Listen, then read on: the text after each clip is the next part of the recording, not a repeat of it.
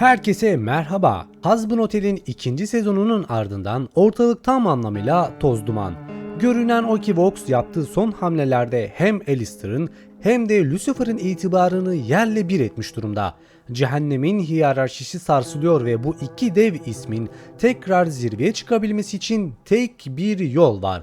Güçlerini birleştirmek ve bir anlaşma yapmak.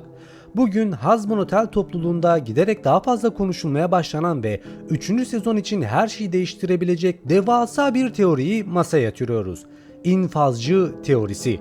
Hatırlarsanız 2. sezon finalinin son anlarında Charlie, Alistair'ın otele mihmandar olarak geri döndükten sonra kendini eğlendirecek yeni bir oyuncak bulduğundan bahsetmişti. Ve bu şeyin onun eski rakibi Lucifer'dan başkası olmadığını ima edilmişti. Bu küçük detay hayranların Hristiyan demolojisinin yani şeytan biliminin kitaplarını karıştırmasına ve Alistair'ın rolüne dair şok edici bir gerçeği ortaya çıkarmasına neden oldu.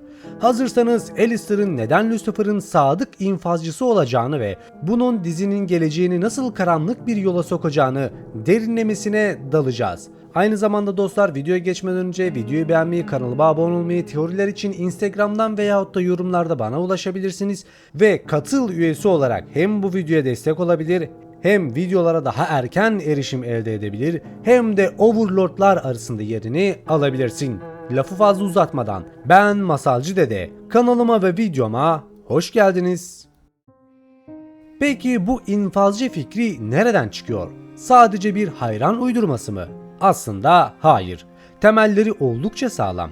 Jet Colin de Ponlisi, yani Fransızcasını çok doğru söylememiş olabilirim arkadaşlar ama ünlü eseri Cehennem Sözlüğü'ne göre mitolojideki Alistair, Lucifer'ın adalet mahkemesindeki kararların uygulayıcısı yani bizzat infazcıdır.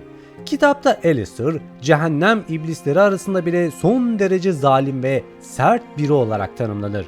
Kulağa tanıdık geliyor mu? Bizim tanıdığımız radyo iblisinin profiline birebir uyan bir tanım bu.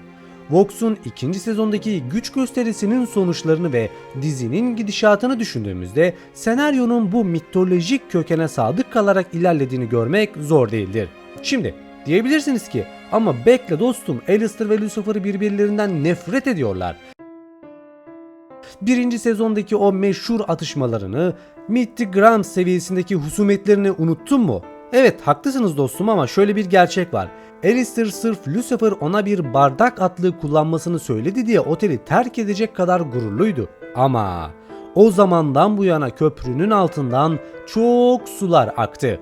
2. sezon boyunca yaşananlar özellikle Alistair için her şeyi değiştirdi. Alistair otele ilk döndüğünde yaralıydı, asası kırıktı ve egosu Adem tarafından yerle bir edilmişti. Güç ve saygı konusunda ciddi bir eksiklik hissediyordu. Tam da bu zayıf anında Lucifer çıka geldi ve Alistair'ı Charlie'nin arkadaşlarının önünde küçük düşürdü. Bu ikili arasında gerilimi zirveye taşıdı. Ancak savaşın sonunda ne oldu? Adem Alistair'a tek hamlede saf dışı bırakırken Lucifer Adem'i neredeyse öldürüyordu. Bu tablo Lucifer'ın baba figürü savaşını kazandığını ve Alistair'dan çok daha güvenilir ve güçlü olduğunu da kanıtlamasına neden oldu. Ancak işler burada bitmedi. Alistair Vox'a teslim olduktan sonra çok ilginç bir şey fark etti. Lucifer'ın bir zayıf noktası vardı. Lucifer günahkarları doğrudan cezalandırma veya yok etme konusunda bir tür yetersizlik veya isteksizlik yaşıyordu. Belki de cehennem kuralları, belki de kızı Charlie'ye verdiği sözler. Sebebi ne olursa olsun Alistair Lucifer'ın itibarının Vox'un karşısında nasıl eridiğini izledi. Buraya bir parantez açıyorum. Neden Lucifer'ın diğer günahkarlara zarar veremediği aslında Ru ile ilgilidir arkadaşlar. Ona da Ru'nun mührü yani katil mührü olarak da geçer arkadaşlar. Bu noktada farklı bir videoda bu konuyla alakalı teorilerimizi de sizlerle paylaşacağım. Alistair şunu fark etti. Kendi gücü, fark etmiyor Rose'den alsın başka birinden alsın, artık bu yeni düzende hayatta kalmak için yeterli değil. Adem tarafından ezilmesi, 2. sezondaki her dövüşte ölümden dönmesi, Alistair artık eski dokunulmaz radyo iblisi değil, yıpranmış görünüyor. Egosunu ve aurasını toparlaması için acil bir güç takviyesine ihtiyacı var. Ve tesadüfe bakın ki yanında kısıtlamasız kullandığında nelerin mümkün olduğunu bildiği saf bir melek gücü kaynağı var. Yani Lucifer var. İşte takım olma fikri tam da burada devreye giriyor. Alistair'ın istediği şey belli. En güçlü günahkar olmak ve avlarına işkence etmek. Lucifer ise saf meleksi güce sahip ama bunu günahkarlar üzerinde kullanamıyor. Vox fiyaskosundan sonra Lucifer da biliyor ki cehennem sokaklarında tek başına dolaşmak artık eskisi kadar güvenli değil. Eğer organize bir saldırıya uğrarsa yapabileceklerinin bir sınırı var. Teorim şu: Vox'un yükselişinden beri Alistair, Lucifer ile bir anlaşma yapmanın yollarını arıyordu. Bu anlaşma şöyle işleyecek. Lucifer o muazzam meleksi gücünü Alistair'a ödünç vererek veya fark etmiyor kanalize etmesini isteyecek. Karşılığında Alistair, Lucifer'ın sorun olarak gördüğü herhangi bir günahkarı cezalandırma etkisine sahip olacak. Lucifer yargıç olacak, Alistair ise infazcı. Bu senaryo Alistair için mükemmel. Rosie ile olan ilişkisinde Rosie üstündü ama Lucifer ile olan ilişkisi bir güç mücadelesiydi. Şimdi ise Alistair, Lucifer'ın ona zarar veremeyeceğini bilmenin rahatlığıyla bu gücü kendi sadist emelleri için kullanabilecek. Alistair bu anlaşmadan sadece karlı çıkar. Çünkü itaatsizliği gerçek anlamda cezalandıramaz. Ama Alistair'ı tanıyorsak amacı sadece güç değil. O her zaman daha büyük bir oyunun peşindeydi. Bence Alistair'ın infazcı olması Morningstar ailesinin kendi hain emellerini alet etmek için yaptığı bir manipülasyon hamlesi. Bu ittifak muhtemelen küçük başlayacak. Alistair ve Lucifer gerçekten kurtuluşu hak etmeyen en kötü, en aşağılık günahkarları cezalandıracaklar.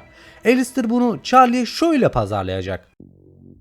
Bak tatlım, bu bir imha değil. Biz sadece süreci hızlandırıyoruz. Gerçekten değişmek istemeyen çürük elmaları ayıklıyoruz ki otel daha verimli çalışsın. Charlie buna başta karşı çıkacak olsa da Alistair mantıklı argümanlarla onu ikna edebilir. Ancak zamanla Lucifer bu güçten sarhoş olmaya başlayacak. Günahkarların ondan tekrar korkmasından zevk alacak ve Alistair'ın istediği de tam olarak bu. Lucifer'ı en az kendi kadar kana susamış birine dönüştürmek. Alistair şeytanın omzundaki şeytan olacak. Lucifer kendini nasıl bir kral olmak istediğini sorgularken Alistair hayalindeki cehennemi inşa edecek. Bu teoriyi destekleyen en büyük etkenlerden biri de 3. sezonda Lilith'in aktif bir rol alacak olması. Lucifer karısının saygısını ve hayranlığını geri kazanmak istiyor. Lucifer, cehennemin gerçek yöneticisi olarak görülüyordu. Lucifer, Alistair ile işbirliği yaparak işleri yoluna koyduğunu, günahkarlar üzerinde otorite kurduğunu Lilith'e kanıtlamaya çalışacak. Ayrıca yaratıcı Beavis Pop'un son açıklamalarına bakın. Yakın zamanda yapılan Hazbin Hotel Broadway şovunda 3. sezonda dost canlısı veya anti kahraman gibi görünen bir karakterin, yani kötünün kötü rolüne geçiş yapacağını söylemişti. Bu tanım Alistair'ın karanlık dönüşümüne mükemmel uyuyor. Daha somut bir kanıt mı istiyorsunuz? Alistair'ın seslendirmeni Amir, Broadway etkinliğinde Alistair kostümü giydi ve yakasında taç şeklinde bir iğne vardı. Amir bu detayın ileride anlam kazanacağını belirtti.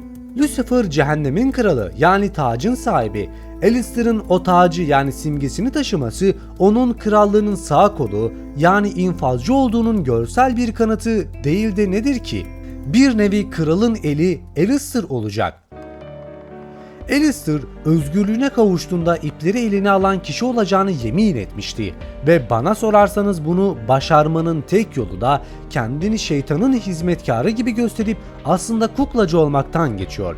Peki siz ne düşünüyorsunuz? Alistair ve Lucifer'ın 3. sezonda takım olması çok mu erken? Yoksa infazcı teorisi dizinin gideceği en mantıklı yol mu? Yorumlarda teorilerinizi bekliyorum. Videoyu beğendiyseniz de like atmayı ve özellikle de abone olmayı unutmayın. Bir sonraki videoda da görüşmek üzere. Kendinize çok iyi bakın. Hoşça kalın.